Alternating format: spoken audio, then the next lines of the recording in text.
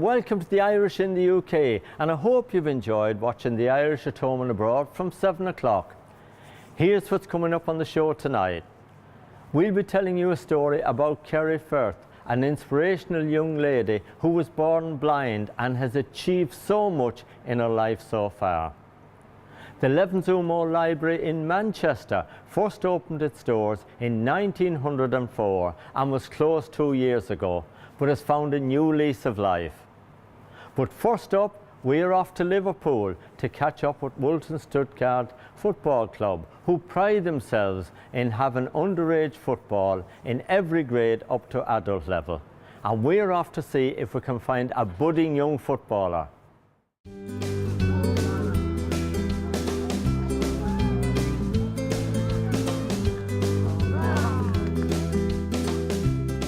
Michael, can you tell me, when was Woolton Stutgart first founded?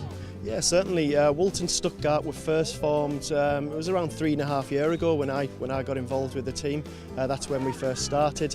We're part of the bigger Woolton setup as a club, which Woolton as a club was formed around 30 years ago, I believe. But my team, Woolton Stutgart, 3.5 years ago. Now tell me about the teams you've got here, Michael. What age groups? So my team is an under-10 team. We're part of 12 other under-10 teams, I believe. Like I say, I've been coaching them for 3.5 years, and the Woolton philosophy and ethos, if you like, is if a kid comes along and wants to play football through the gates, we find a team for them, and that's why we have so many teams at each particular age group. Yeah, and of course that's really important for children, that you know, it's not all the best players that gets on the team. No, very much so. There's a certain emphasis on fun. Obviously, there is a competitive element. We're playing in competitive leagues, but there is a real emphasis on fun and actually enjoying the football ultimately. Sponsorship, of course, that's very important. Very much so, to a grassroots club.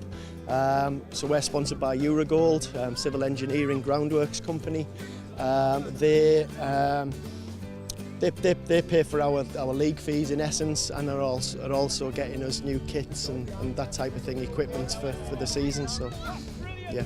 So tell me about who you're playing today. So we're playing today a team called Spartak Heron. They are part of Heron Athletic, which have a similar kind of ethos and setup to Woolton. Where does the name Woolton Stutgart come from?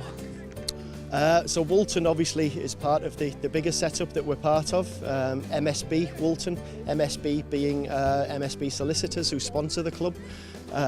Woolton, we're in the Woolton area. Stuttgart, that's an interesting one.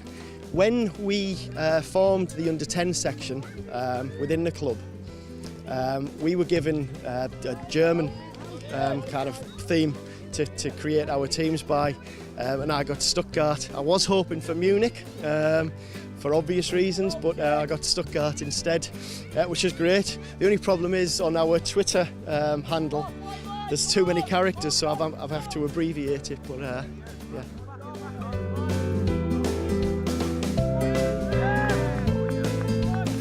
Colin, tell me a little bit about the academy here. Right, the academy started roughly around about 94. With one team. Now to date, the academy size from under 4s to under 5s to under 6s, that goes to about 200 or 300 roughly children, boys and girls, playing football every Saturday and every Sunday. Yeah, it's fantastic, isn't it, to get so many children here on a Sunday morning? It's massively the actual. It's not just about likes of MSB Woolton. It's about the actual community. I say there's a lot of teams from Woolton. There's 105 teams at the moment that we run, but with the community, with the South Liverpool, with the Merseyside Harewood that the children are playing in, it's great to get them outdoors and playing football in the correct way, should we say. Tell us your connection with Everton. My connection with Everton, I've been with Everton roughly around about 10 years. I'm a scout. That obviously with all the other colleagues that go around, again, a lot of us are volunteers. And then I do in what's called the Development Centre of Finch Farm. I do a little bit of coaching with obviously the scouts that see potential in young children, in older children to be fair. They come in on a weekday, and then and then the professionals, they sort of weed them out to get the next Wayne Rooney or Steven Gerrard.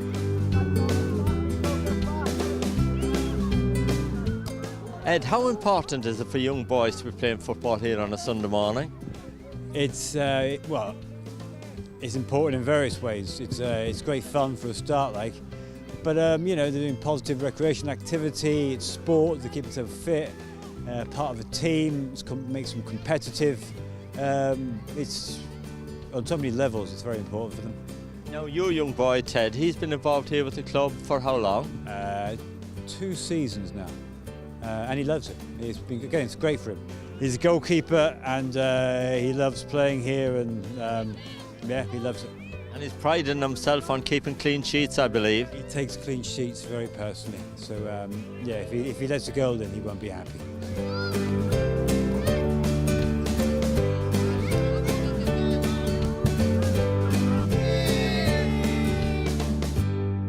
Oh, there was lots of goals in that game and plenty of young talented footballers. Now, Kerry Firth is a young lady who was born blind, but she's never allowed this to affect her life. She attended Manchester University, where she recently passed her PhD in music to become Dr. Kerry Firth.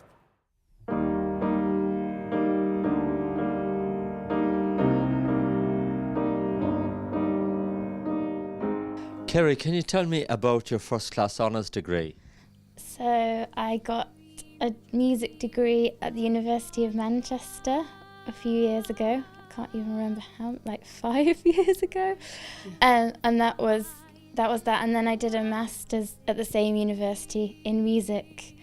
And now I just did my PhD. So how long were you in university altogether? Probably about 8 years, I think, which is quite a long time. So tell me about your PhD. You studied African choirs. So I was studying Black South African choral music, but I was looking at how it was used in Britain by lots of different types of amateur choirs. And then you decided that you'd go to South Africa. Yeah, that was kind of part of the research. So I went to South Africa and I worked with some choirs there, and I got to sing with choirs there, and that was really fun. Now, listen, we've all heard about the Cape Town choirs, and I believe that you sang with them, didn't you? Yeah, I got to sing with some Cape Town choirs, which was really exciting, and that was really good, and we did all sorts of different music. Oh, you must have had a great time. Yeah. Now, I believe that you and your friend are setting up a special opera school. Yeah, so it's an opera company that's basically wanting to make opera accessible for different kinds of people, like no matter their disability or like their race. Or so if you can sing well and you know you want to do opera, then we want to kind of encourage that and break down all sorts of different barriers in the operatic world. So we're trying to set that up. And Julie, when Kerry was first born, of course she was born totally blind. Yes, she was born totally blind, and after having twin boys, it was a bit of a shock. Who's, you know, I think they were 5 or 6, was they? And it was a bit of a shock, really. But you could go 2 ways. We decided that, you know, you'd rather get up, you stay in bed and be depressed, or you get up and do something about it. So off we went, and never looked back since. Really, we just treated her, you know, rough and tumble with the boys. Yeah. And. I wouldn't say it was a struggle in the schools, but it was certainly hard work putting everything in place. You know, you have to know what's out there to get pushed into mainstream schools. Maybe she went to the grammar, and she went to university. So it is a success story, but it can be a bit of a struggle, you know, through everything. Well, the systems in place, really, you know. Yeah. Well, it can, of course, but in all fairness to you, you've always had Kerry out in the public eye. You've taken her loads and loads of places. She's led a normal life. Yeah, oh, definitely so. I mean, I went to South Africa with her for a month. We had a ball, even though she was working. But we went on the, you know, sort of on the tour, and she's been to lots of concerts all around the world, really, all around the countries and that. So, you know, she never stands still. She's in operas in Liverpool, which she loves, don't you? And operas in London, and she went to some summer schools last year, and the auditions were mighty. You know, I mean, something like the X Factor. You know, you go audition for an opera, and you're coming from all around the world. So she got in there. As parents, yourself and Ray, you must be very, very proud of her. Oh, very, very proud. And that's why tomorrow we thought we'd have a nice party for her, because it's not every day you get a Dr. Kerry Firth in the family. Well, and I think you've got to celebrate it, education, haven't you know. Pipes are calling, from glen to glen, and down the mountainside. The summer's gone, and all the flowers are dying. 'Tis you, must go, and I must bide. But come ye back when summer's in the meadow, or when the vine is hushed and white with snow. 'Tis all in sunshine or in shadow. Oh, Danny boy, I love you so. It's great to see Kerry having a lovely celebration with her friends and family, and of course we wish her the very best of luck in the future. Now it's time for us to take a short break.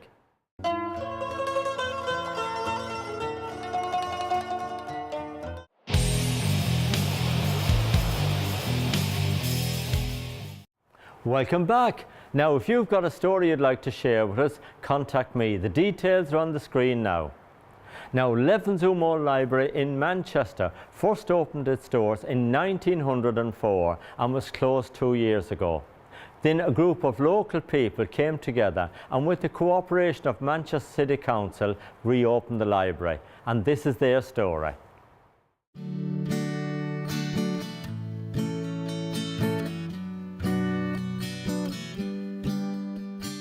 Jez, can you tell me a little bit about Lenenshlume Library Group? So we set up about 3 years ago. The council was having to close the old library, the old Carnegie Library, and so we set up the group in order to give it a new future. So we're a charity and we are represented well within the community, and we're really trying to turn this lovely building into something more than a library, beyond a library. So we're going to try and turn it into an arts and culture centre for everybody in Lenenshlume and beyond. And of course you took on quite a big project here in the early days, and it's been going on for quite a while because there's been a lot of work done in the behind the scenes. But of course for you and for the group, it's great now to see it here today. It is. I've lived here over 35 years. I've used the library as a member of the community and part of groups for years and years, and people were really sad when this lovely building closed down. Lots of people have put lots of really hard work into it, and it's just great on this day when we've opened it for the first time to see that we're going to do something really good for the future. Now Phil, of course I know that you're heavily involved with all the different groups that's here, so give me a little flavour of what's going to take place here at the library. We've got a unique community interest company called The Owl and the Coconut, who practice mindful art therapy. They're members of the British Association of Art Therapists, and they're going to be doing mindful art classes for all ages and all groups in one part of the building. In another part of the building, as I think you know, we've got All FM. They're now well embedded within the building. And with them come Lenenshlume Youth Project, who are now part of a conglomerate of 3 youth projects along the A6. So they're part of a bigger organisation now, and they've happily recently received enough funding to be able to secure their future for the next 2 years.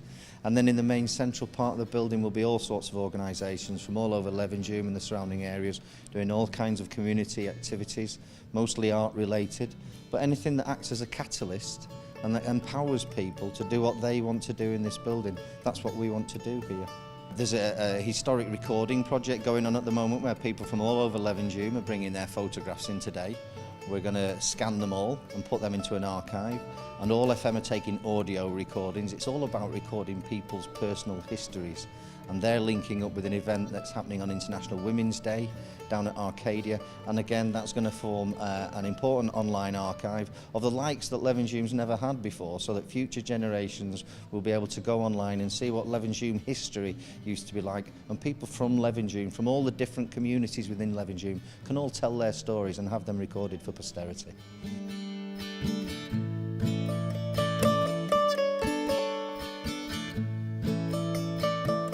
All FM, we're a community radio station. We're based in Lenenslume, here at Lenenslume Library, but we're as much a training organisation as we are a radio station. And what I mean by that is we have approximately 130 active volunteers who are radio presenters and producers, and the vast majority, 98% of them say, have been trained by us. So what we do is we train often the more vulnerable people in our communities in radio production, which culminates in live shows. And then after projects are finished, we then offer them the chance to host regular radio shows on All FM.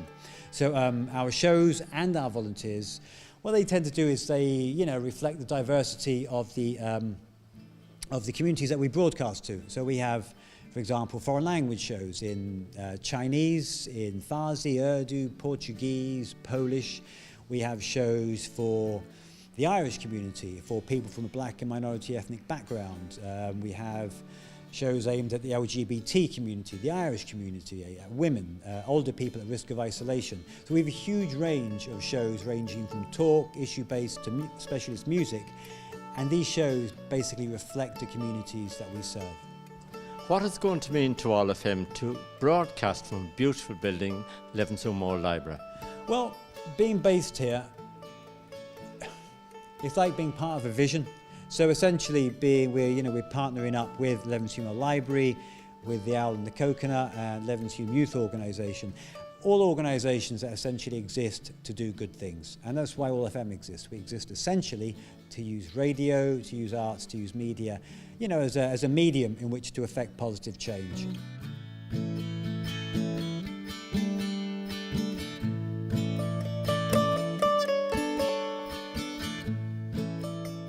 Now, Steve, of course, it's great to see so many people here today at Lenenshlume Library, but it's been a long road, and I know that you've been instrumental in bringing all the parties together. Thank you for that, but I think a lot of it is down to the community, to organisations like All FM, and to the community that got behind the charity as well. I can't do the things I do without the community behind it. So, I'm just a player in the game, but the game has to be started by the community, and the community has been very, very important in this. Yeah, it is, but obviously there's always got to be somebody that keeps it rolling along, and we all know that you've done your best behind the scenes to keep All FM and the Lenenshlume Library going, and it's great to see where we are today. Oh, it's fantastic, it's amazing. I do this kind of work nationally, and we do it all over the country, and to actually do it in my own community and see it bear fruit, and for this many people to be in celebrating and having fun and enjoying a really, really beautiful building as a community again, it's a wonderful feeling. I feel very proud. Yeah. And of course, a few years ago when the new library was built here in Lenenshlume and the old library was closed down, everybody thought it was going to be knocked down and something new would be built here, and it's great to see it restored and life is back in the library. Indeed, absolutely, and not just life, but two really, really important organisations for the community. So, All FM, and for the, Lenenshlume Library Group and the youth group. And it's going to be a fantastic resource to the community. It's absolutely fantastic. Far better than it being a solicitor's or a block of flats or something. This is a building that was given to the community, and it's a building that the community fought for and they've retained. And I can't be happier. I really can't. It's been a lovely, lovely afternoon.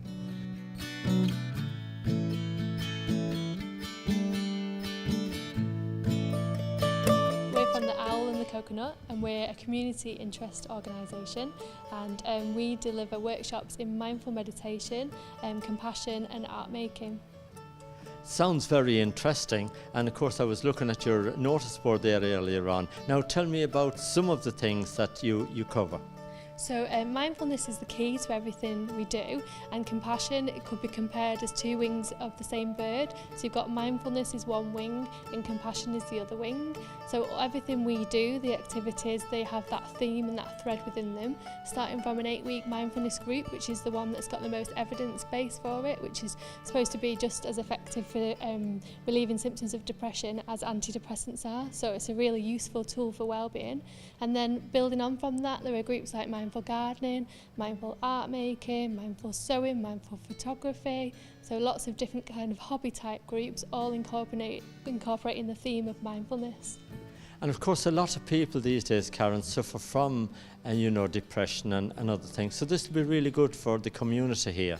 Yes, absolutely, and the NHS are actually funding mindfulness courses at the moment, and mindfulness has got nice guidelines. So there's been lots of research that shows that the effect of mindfulness is really good in people taking charge of their own mental health and having tools and techniques to manage the different issues, anxiety and depression, and a whole range of different emotional difficulties that we all experience at some point in our lives. So how can people contact you, or can they just walk in here to you, or how will it operate?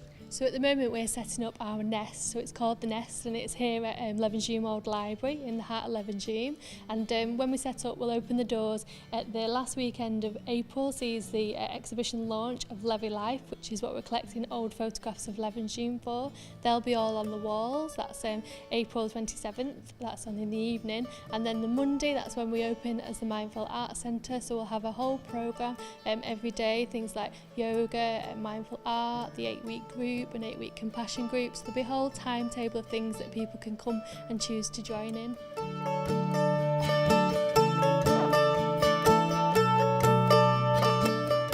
So excited actually. This is a public building with a proud background history, and the volunteer people here have come together and they've done an amazing job, kept this public building for the public.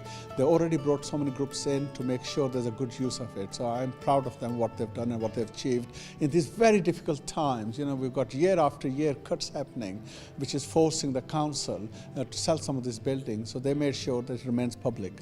And it would be a real shame for a lovely building like this with so much character to have it knocked down and maybe something new built in its place. No, because actually the whole area then loses its character, the history. Lots of people will have memories here. They will remember when they were young, when they were coming here, studying. So all that connection to the next generation will be there to preserve. So that's why I feel so proud of these people, how they've come together and what they've achieved. It's big, it's well done to them. And it's going to be a great centre for all the community because, there's lots of different groups involved here today.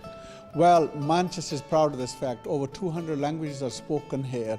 People from all walks of life, they come together, and we're all proud because we work together. Working together makes Manchester a world-class city.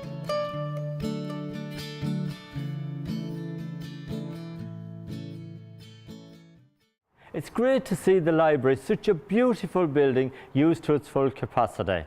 And I hope you've all enjoyed the show tonight. Now, Henry McGlade is back next Thursday evening at 7 o'clock with the Irish at home and abroad, and I'm here at 7:30 with the Irish in the UK. Both shows are repeated every Saturday evening between 8 and 9 p.m. Until next time, take care of yourselves.